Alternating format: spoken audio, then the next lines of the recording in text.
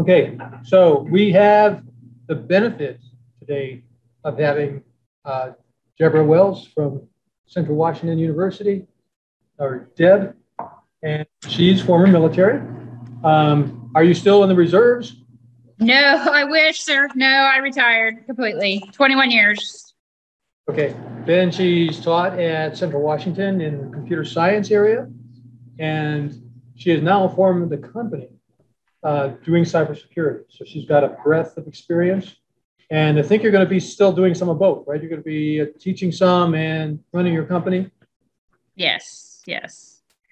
Actually, I work for Boeing Employees Credit Union. For those who have accounts with them, I'm in charge of the cybersecurity for the credit union. That's actually my main job. Okay. Can everybody hear me, Bernie? Yeah, can everyone hear? Yeah. Yeah, we're hearing you loud and clear in the back. Tina, okay. Great, you can see my slides? You can see your slides? Super. Yeah, go ahead and go. Okay, great. Well, good afternoon, students. I'm sure you're all excited because most of you, I know some of the students who are in the quarter or on the quarter system are still in for a couple more days, but I am so excited to be here today to present a little bit to you what I find near and dear to my heart. Usually I always try to present stuff that interests me and I like, and kind of is one of those topics that I think will capture your attention for this for these next couple hours. And you should have received a sheet, kind of what we want to do for the lab. Obviously, well, I don't think it's graded. Bernie, are you grading these things? Oh, maybe he sat down. Okay. We're not. Okay. It's just for fun, and it's kind of to whet your appetite on what I have found to be a fantastic distribution of Linux for those who love forensics. And I know you've had, Monday, you had a forensics tour of magnet forensics with Clem, I believe, so that you've had quite a bit of forensics possibly in this workshop, but you know, what's not to love about forensics? So without further ado, I'm going to talk to you today about some dark web forensics using this distribution of Linux called CSI, or Cybersecurity Investigations for Linux. Basically, in today's world, and I'm tying in virtualization too, because you know you'll do this in a virtual machine. But in today's world, virtualization is something that many companies and industries are migrating their environments to in order to save on physical appliances. You can, you don't have to have as many computers, servers, all those kinds of things. You can virtualize it. You can partition hard drives so you don't have to have multiple hard drives and things like that. So, and you know this, I'm sure most all of you know this, and most all of you, actually, I know all of you have dealt with virtualization in one form or the other. So that brings me to this workshop today. When Bernie asked me to present, or said, do I want to present? I said I could talk about virtualization, but I'd like to talk about how it pertains to dark web and then using a virtual machine with the distribution of CSI Linux. So that's kind of where I am going to go today. I'm going to talk about what is virtualization. I know most of you already know, like I mentioned before, what it is, but I'm going to delve into it a little bit deeper.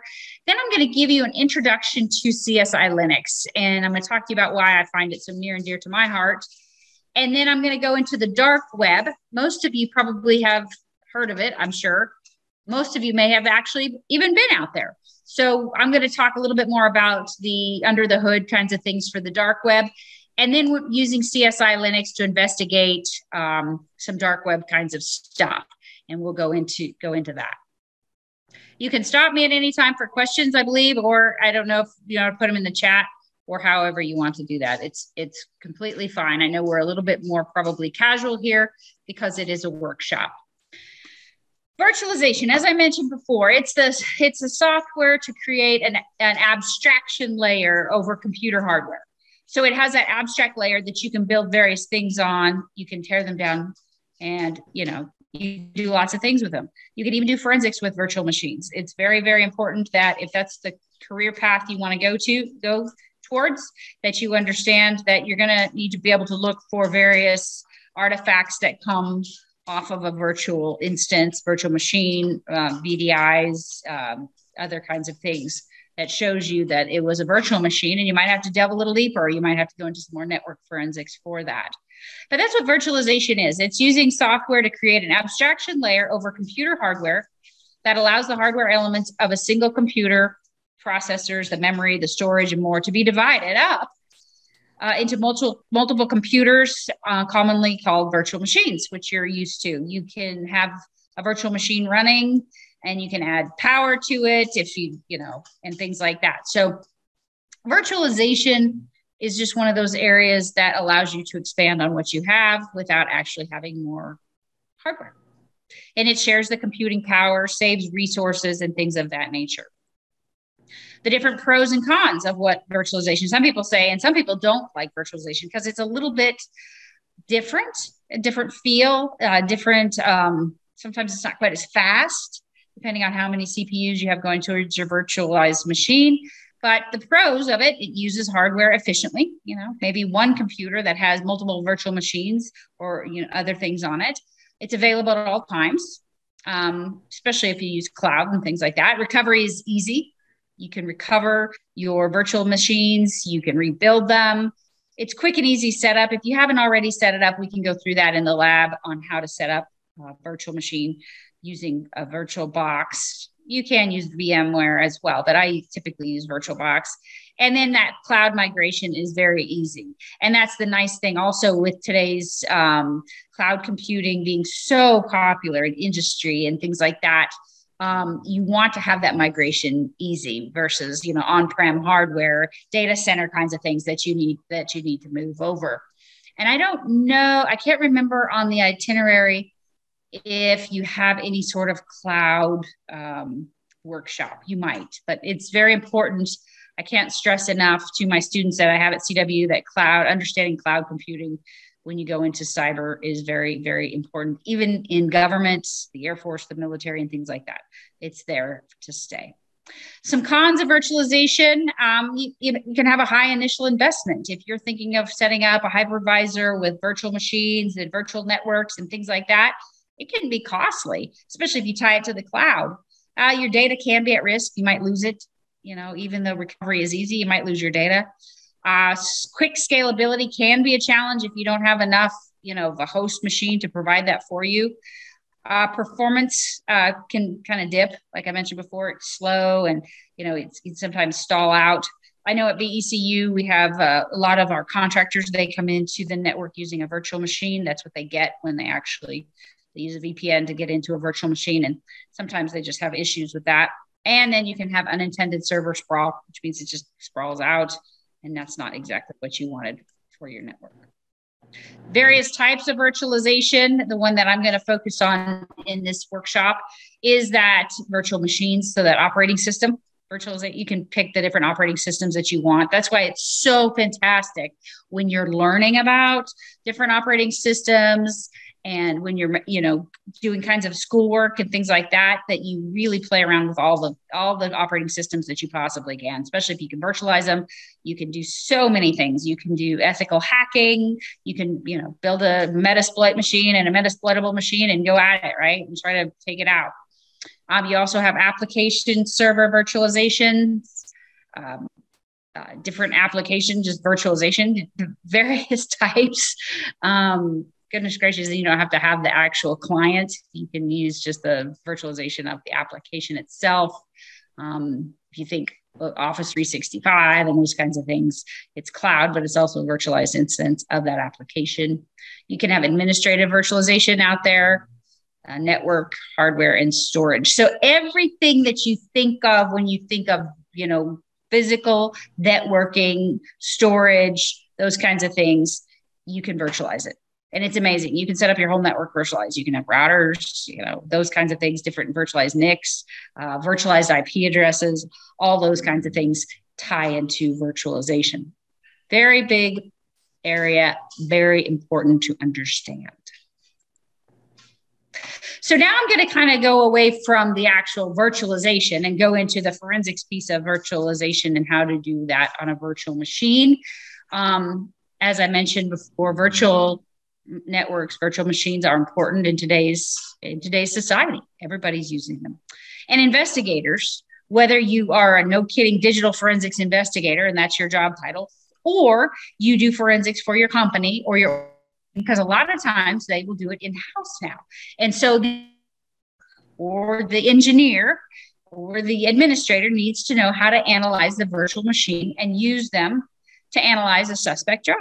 They just need to be able to understand there's nuances that you need to learn, while all the while keeping in mind the digital forensics techniques and forensically sound methods that you learned if you were doing dead box, regular hardware forensics. The software that runs the virtual machine is called a hypervisor. So you have a hypervisor that's running the virtual machines on top of it. And there's two basic types that I usually talk about when I'm teaching this particular lesson, and that's the type 1. That just loads on physical hardware and doesn't require a separate operating system. So you'll see that it's called bare metal and things like that. It's just basically you have virtual machines on top of just physical hardware, and you don't have like windows in between, whereas you do on a type 2, which rests on top of an, you have windows, and then you'll have a virtual machine that has VirtualBox, or you can have a Mac operating system. You can have Windows servers, Windows desktops, things like that. And that's what's considered the type 2 hypervisor for virtualization. As I mentioned before, the type 2 hypervisors are usually the ones you find loaded on your suspect's machine. You will find type 1 hypervisors if you're doing some sort of forensics, and that's, a little bit different techniques used for that. The type 1 hypervisors are typically loaded on your servers or workstations with a lot of RAM and storage. And that's where you've probably heard of the term bare metal. Get in good with your network administrator if you have type 1 hypervisors that you need to do forensics investigations on. Before installing that type 2 hypervisor, you need to make sure for you, like today, if you're going to be doing it for the first time, or if you want to do it later on this summer or whatnot, you want to make sure that you enable that virtualization. It just won't work in the BIOS before you attempted to create. You just have to make sure that you're allowing the environment to be on top of your host. And so you just go into the BIOS or the UEFI, and enable it. The virtualization technology is Intel CPU designed for security. That's how you'll see it in the BIOS. And so you'll just need to enable it. It comes default disabled. And so you just go in and you enable it, which then will support your virtualization environment on your host. And then you have the virtualization machine extensions. Those VMXs, those are instruction sets created for the processors, the Intel processors, to handle virtualization. So it has to, you have to tell the computer, yes, I'm going to allow another operating system on top of this to operate. They're going to be isolated for the most part, but you need to make sure that the computer is ready for you to do your virtualization. Some of the most widely used hypervisors for the type 2 are, you've heard of Parallels. I'm sure that's if you're a Mac user and you want to use Windows applications, because as you all know, there's a lot of Windows applications that you would like to use, but you love your Macs. I've heard of it many times, and Parallels does help with that.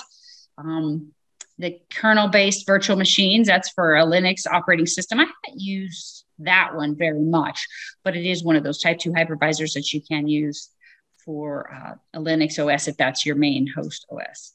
You have the Microsoft Virtual PC. That's the most recent version, supports only VMs that run Windows, but obviously Microsoft and Windows go hand in hand. Although Microsoft does do some supporting now more and more of Linux, which I'm studying that myself to have like Windows for Defender for servers and things like that. But for the most part, it's agnostic, or it's proprietary for Microsoft and Windows to work together. And then you have the VM workstation and player. Those are two that are commonly used.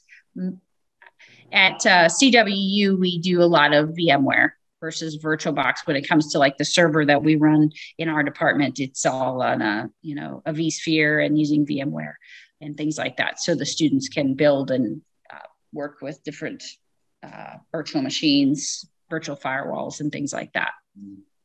And they can be installed on almost any device including tablets. I have not installed one on a tablet, but maybe some of you have done that before. And you can install that Microsoft Hyper-V server, and it can support up to 16 at this particular time, can support up to 16 CPUs, 8 terabits of storage, and 20 VMs until you have to get another ESXi or other types of add-ons to make it bigger or buy more storage, which storage is not cheap. Even when you think of virtual storage, you're like, that's not cheap. The various files that extensions that you would want to look for when you're doing forensics, for the VMware, at least, if you knew that for whatever reason, you thought maybe there was a virtual machine and say it was erased, uninstalled, things like that. As you all know, I'm sure you learned on Monday, it's very hard to uninstall anything and not leave any sort of remnants or artifacts behind. The same goes for virtual machines. So you can go and look for these particular file extensions, whether it be a File Explorer. You can go out to the registry and you can look for, if you're running a Windows machine, and you can look for various artifacts under, installed software, virtual machines, and things like that in the different hives. The most widely used hypervisor, type 2 hypervisor, is the VirtualBox. Free, great, easy Oracle product, easy to download, easy to use. And it supports all Windows and Linux operating systems, as well as Mac and Solaris. And there's just a wide variety of Linux distributions that you can choose from. And then they have one that you can just do basically, undefined, but it's a Linux distribution. And then the type 2 hypervisors come with templates, like I was mentioning before, for different operating systems. And you can try various distributions if you're not quite sure if it's something that's like today, when I'm also going to talk about Tails as an operating system, and it doesn't show in the drop-down Tails, but you can use either a Debian64 distribution, or you can use the basically undefined one. It just says Linux. Here, just like I showed before for the VMware types of file extensions that you want to look for, that you'd need, and you could look for remnants or artifacts, would be an OVA, you have a VDI for disk image file. These are the ones that you predominantly see for VirtualBox. Obviously, anytime you see VBox, you're gonna say that's VirtualBox. I like to go into the actual master file table if you've ever done anything like that. If you're looking at the master boot record and then the master file table, you can go in and you can actually see where there are remnants there. So you might have corrupt files. You might even say you got a hard drive from the host machine that was, you had bad sectors. It was, corrupted and things like that. You would still be able to, if you can get to part of that master file table and look at some of the hex files that you could recover, some of those clusters, you would possibly see a VBox extension of some sort, or something that annotates that it is a VirtualBox was on there. And the reason why, you might not be able to put together the entire picture. You might not have all the snapshots from a virtual machine if you're doing an investigation, but you have enough to put together that word picture for a court case, or for whatever you're working on, to say there was a VM on here. Don't know exactly what was on it, although most likely, you can follow breadcrumbs. You can have other sorts of artifacts that you can find that would point back to the data that was part of that virtual machine.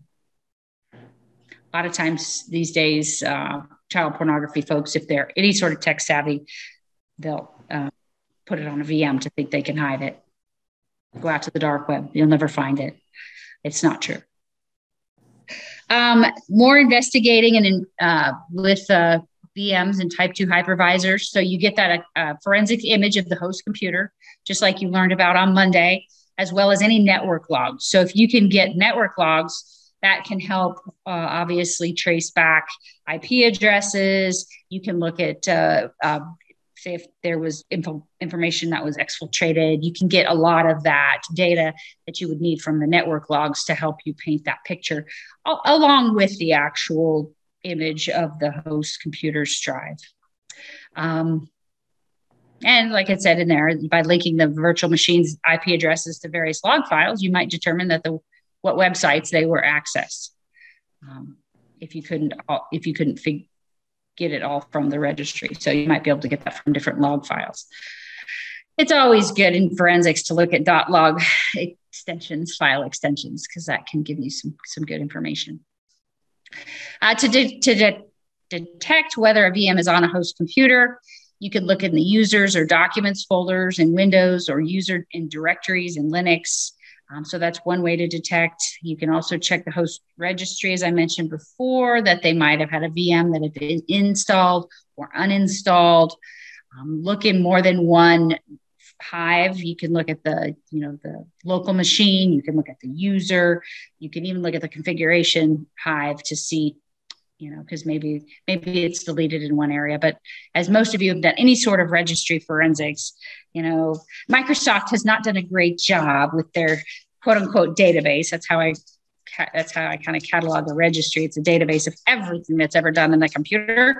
And it's not always, you might have something that's deleted in one area, but you can still figure it out from another piece of the registry. And then you can always see if there's an existence of a virtual network adapter, some sort of virtual adapter that was installed. If you can see that, you know that there's a virtual machine on that host, or was. In addition to searching for various network adapters, see if it's VirtualBox, VMware, and the like, you need to determine whether USB drives have been attached to the host, because a lot of times people who use virtual machines will use a USB, so they don't want to tie it to their host disk drive. So they say, I'm just going to use a USB, or they may boot from a USB as well, and things like that. So you'd be able to go into, once again, the registry. You can see whether or not there's anything under USB store that might point to a USB that was mounted on that computer and things of that nature. VM can also be nested inside other VMs. And I've not tried this. I've always thought, I'd really love to try the nesting. So, my challenge to you students is, if you get a chance and you really like this virtualization and working on VMs, is you nest a VM inside a VM, inside a VM, and then you do some forensic. I don't know. You might want to try it and see where you can, get to, but use different operating systems to see if you can get different log files and things like that. I just think it'd be fascinating. I don't know. The things in life that I would love to do, but I'd never seem to have time. Some newer Windows systems log when the USB drives are attached. I already mentioned that. And search the Windows registry. We've already talked about that for VMs. Inside of VMs. You want to follow a consistent procedure, as I'm sure was mentioned on Monday. You want to make sure you image the host machine using forensically sound techniques, especially if you think there might be anything criminal. You want to locate the virtualization software in the virtual machines using information learned about the file extensions and network adapters, kind of like I mentioned before. Just, Google's always your friend when it comes to forensics and things like that. So you want to be able to go out there and say, what's this file extension? Oh, 9 times out of 10, dead giveaway is going to be what? A .v of some sort, a .v and then something else.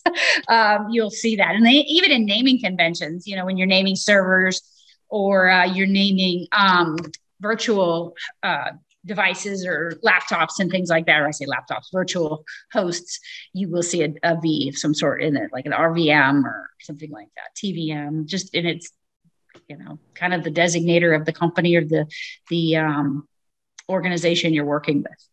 But a lot of times the V will give it away, especially if you see a VM. And those are just the little things that you can clue in on, say, hey, this must have been a VM. Anyway. You export from the host machine all files associated with the VMs where you can, put it into and then ingest it into your software of choice, your digital forensic software.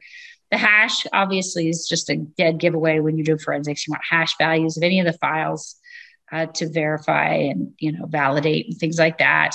You can open a VM as an image file in forensic software. and create a forensics image, or you can mount it as a drive and look at it as well. So there's various ways. A lot of the software today, the big name software, I know Magnet does it, Autopsy does it, CSI Linux, which I'm going to talk about here in a minute, does it as well. It says, are you working with a virtual machine image and things like that? Because then it just scans for the VM types of artifacts.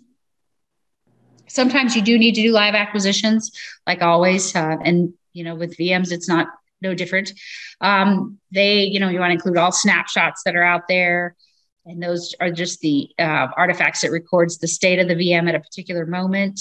So you can see, was it idle? Was it logged in? Who was logged in? When requiring an image of a virtual machine files, they might not be included, but you want to try to get them if you can. Sometimes people save snapshots. You've probably done that before. For those who do any sort of the competitions, the cybersecurity competitions, you always want to take snapshots in case, your machine gets blown up and things like that. And I say blown up, I mean, destroyed or acquired or overtaken or pwned or whatever you want to call it. And then the snapshots are an important part of forensics if you are actually doing a live acquisition. All right, let's see. Other virtual machine methods to examine the artifacts. FTK Imager is a good one. OSI Forensics is popular. Ncase, Magnet Forensics. All the big name software uses VM now because VMs, as I mentioned at the start, are out there being used each and every day. And then you can mount them as an external drive. And then you can just, work it as you would a regular dead box examination. And it says, make a copy of a VM's forensic image and open the copy while it's running. You can, that's another way for you to be able to get your examination of it. If you can open it while it's running to do live acquisitions, or sometimes you just do happy snaps if or snipping tools or things like that, but you don't want to mess with it too bad. So they're too much because, you don't want to have any sort of, contamination of your particular machine.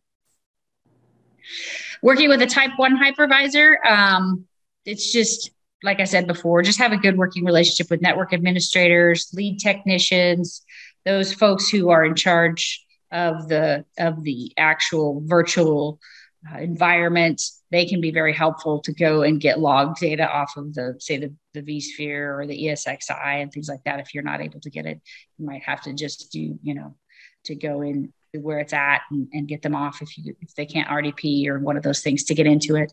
And type 1 hypervisors are installed directly on the hardware, as I mentioned at the start, and they can be installed on a VM for testing purposes. So you could take it to do a VM for testing it.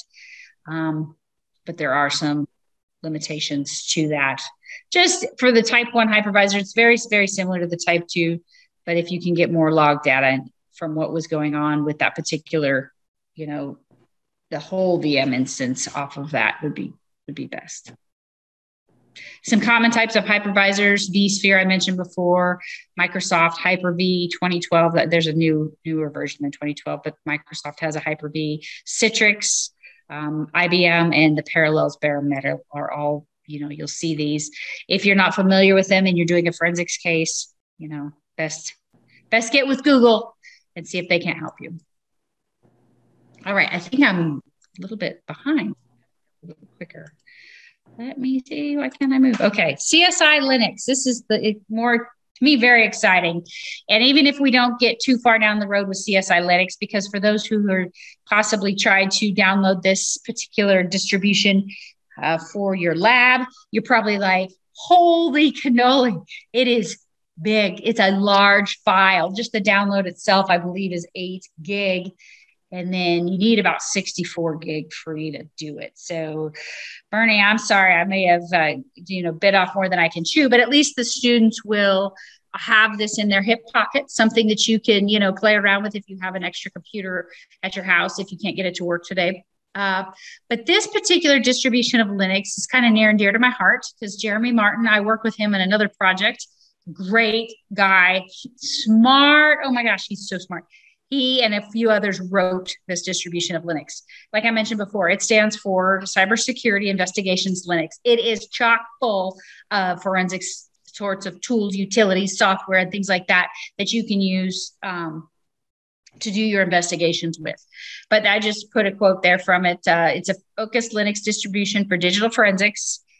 Jeremy Martin and his team developed an open source theme park. No kidding. Cornucopia is how I title it, for the cybersecurity industry. I highly recommend you get this on a computer if you ever want to do forensics, along with volatility. But this, puts volatility to shame, I think, if you look at it. Tons of capabilities for investigations, analysis, and response, social media, virtual machines, dark web, and we'll go in and look at that here in a few minutes.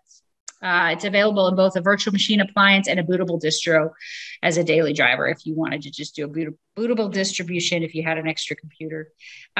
Just a quick plug for extra computers. I know I've talked to my CW students before, but if you have, say, a surplus sale, and I know the University of Idaho does have surplus sales, but CW has surplus sales where they're selling computers cheap, whether it be a Mac, whether it be a Windows box. You can get the ones that the IT department is, they're trying to, they're a little older and things like that. Upgrade the memory, use them for your forensics machines.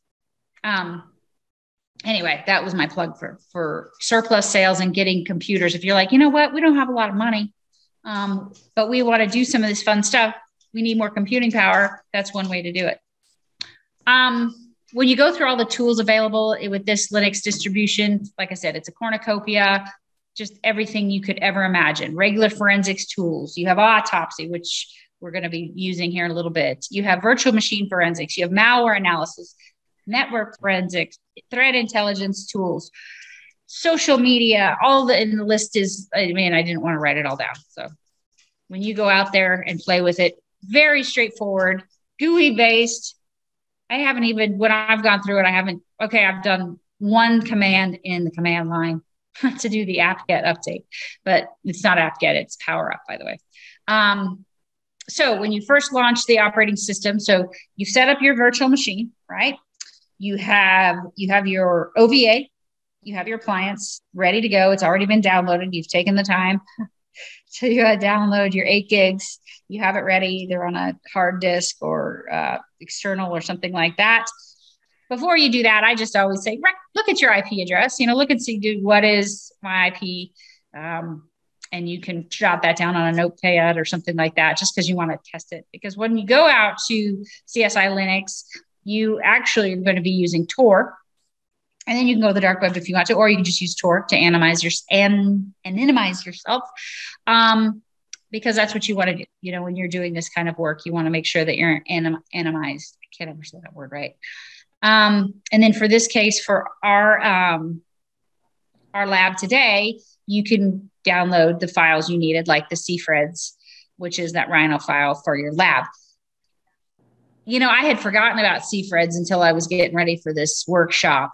Students, please put that in your files. That it's so hard, and I'm sure the other professors in the crowd can attest. It's so hard to find data to actually do any sort of analysis on without making up your own. And that takes forever, right? And then but this particular, it's by a NIST. It's a government site, good data. And you can run, you have a DDE, you have different, an EO1, things like that you can use to do some actual forensics with the various software. So you can use that for this particular lab today. All right, a few more minutes, just briefly go through the dark web. So you have the deep web, you have the dark web, and then you have the surface web. If you look always, and you've probably seen this before, you think of the internet as an iceberg, right? That top piece of it is that surface web, the public web. Let me see if I have another. Yeah, I like this illustration a little bit better. You still have that iceberg. So you have the surface web. You can do that, Google, Bing, DuckDuckGo, any other, search engines that you want to use. And so you can get to it, no problems. Then you have the deep web. That's kind of like the in between the surface web and the dark web. That's the one where, you get to your library and you're like, I need to go into EBSCOhost because I need to do research. So then you have to have a login. So then you're in the deep web and government resources and various things. So you have to be vetted to get into it. Think of it like that. And then you have the dark web. And it says on this, it has hackers, illegal porn, encrypted sites, illegal information, yada, yada, yada. So the dark web does have a very negative connotation. There's a lot of people who use Tor, who go to use the dark web and things like that, who are not doing anything illegal. And I highly recommend, you kind of demystify the dark web. And for a lot of you, I hope that's the case. You go out there, you're like, yeah, I see it. It's fine. It's just a lot of, first off, it's slow because how it's all set up with the Tor, but and how that all works. But also it's just like, I wouldn't buy anything off the dark web for anything. Although when I've been taking dark web forensics classes, the instructors are like, you really should have a presence on the dark web. So that means you should probably go out there and maybe buy a few credit cards and things like that. Use cryptocurrency to do it, not your credit card. You all know that. But I just haven't done enough dark web forensics where I feel comfortable doing that. Anyway. And then you have the dark web, which is the encrypted network that exists between the onion router servers and their clients, whereas the deep web is simply the content of databases, as I mentioned before. The dark web is something that's encrypted, purposely hidden, not easy to get out there and see all those things.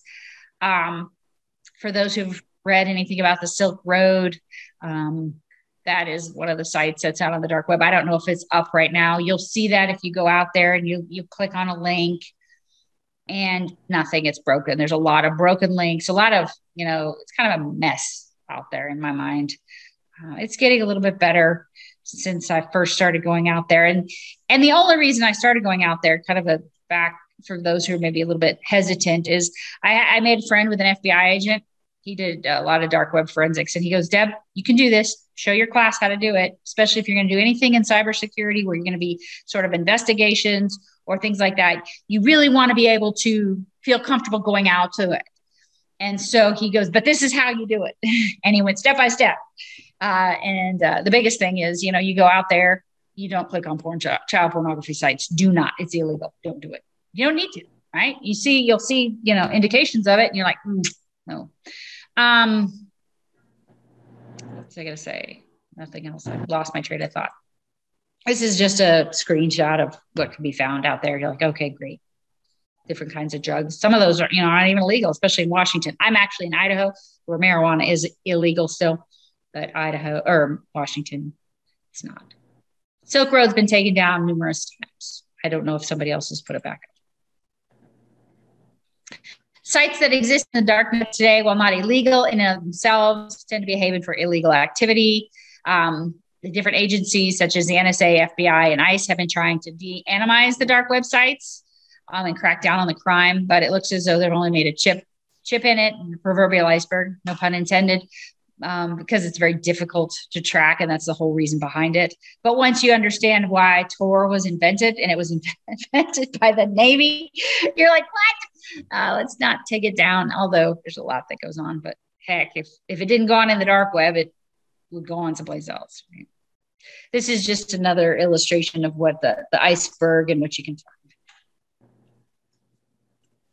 Trying to hurry a little bit. Here is the Onion Router's website. So you can see this is just on the surface web. You can go out there and check it out, see what it's all about. And history, just a little history of this. And Bernie, I meant to ask, do I send you my slides so you can post it on the website there so students can go back? Yes, we would like to post it on the website. So yes, please send the slides to myself, Nassapa, and Gabriel. Great. Okay. I'll do that. The deep web began to grow with the help of U.S. military, and the dark web was part of that as well, to say how, let's make it so it's passed intelligence with Americans abroad without being detected. So let's do something like this and build this. So there's the folks, the masterminds behind it back in 1995 of the onion routing concept. And then it was a research project, so maybe some of you are going to be developing, or you've already started developing another follow-on to the Tor, and you're thinking of something else, maybe with quantum computing, using a variety of maybe blockchain technology and quantum computing. Anyway, I just think it's fantastic what you're all doing. I'm very proud of you. But the actual research project behind the Onion Router began in 1997. The concept in 1995, and then the actual project in 97. It's all volunteer operated services. So when you go out to the website, you'll always see they're making a plug, kind of like Wikipedia. Can you please send us some money? TOR's users employ this network by connecting through a series of virtual tunnels rather than making a direct connection. And that's why it's so hard to find out, who's where and things like that, and where they're going. This allows both organizations and individuals to share information over public networks without compromising their privacy. So you'll have a lot of reporters, celebrities, things like that. They want to use Tor so that they can't be tracked. A lot of, I say a lot. There's been a few professors that I know at CW that they use Tor all the time, but they use Tor they don't go out to the dark web on it. They just use Tor to do their routing. So it's very private and very anonymized. Let's see. I'm just going to post these slides for you all to read. I'm just seeing if there's anything I wanted to bring out that was great. Supported solely by sponsors. Already mentioned that. The interesting thing is it uses at a minimum of 3 servers to pass your traffic on, each encapsulated within its own layer of encryption. And I had a really cool illustration, and maybe I'll change up the slides before I send it over to Bernie to post, but it kind of just showed how it was all encapsulated. You really didn't know where the traffic was going and where it came from. The easiest way that I've been told by the FBI that they find out, or how they can do a lot of forensics, of tracking down for attribution, is the insertion and then the exit off of them. And then only the final server knows your true destination, but doesn't know who you are necessarily, because that can all be spoofed, anonymized, and things like that. All right, I am done with my lecture. I can talk about the rest of this because this ties into the lab once you take your break. Is this I guess this is probably a good time, Bernie, to break. Time to take a break. I think we need to download some software that you just sent today or this week. Is that correct? Yes, if they want to, it's on, there's the instructions that I sent out. It basically just gives you the link to the software. I'm just concerned that they're on their own computers, or they're on WSU's computers? We're on WSU computers, and we've got an Amazon workspace that we can put things on, I believe. I know we can put things on, but I think we can put your software on there. We've got a tech here now that's helping us with it. So a little bit of time. Make sure, has everyone gotten an email from Deb Wells or forwarded from Gabriel? No? Okay. So I'll need to forward that. So I'm going to forward it to the listserv, and then it'll go out to everybody. And then we need to download. Austin will help us download the software, give us some instructions on how to do that. And then I'll give more instructions once everybody gets back from their break on things, even if they can't get it all, because I'm afraid it's going to be quite big, even for Amazon Web Services. But we'll see. We'll try. Okay.